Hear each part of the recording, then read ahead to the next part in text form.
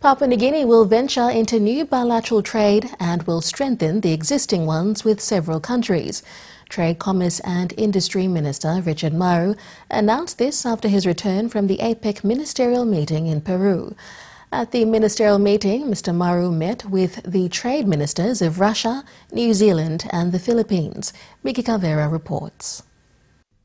Minister Maru is content with his recent APEC ministerial meeting in Peru. He has discussed new and existing bilateral trade relations with other APEC economies.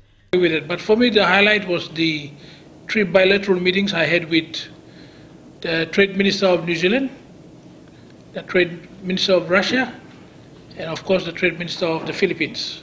He says existing bilateral trade agreements will be relooked to ensure PNG benefits the most, particularly two-way trade between Philippines and Papua New Guinea has been a one-sided affair. Working in Papua New Guinea or doing business, they have an airline that comes in twice a week now.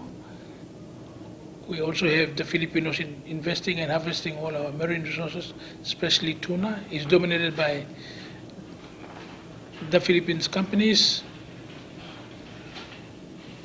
Most of our students are now going to the Philippines for studies, but you don't see that a lot of trading of goods between PNG and the Philippines, and that's a concern to us.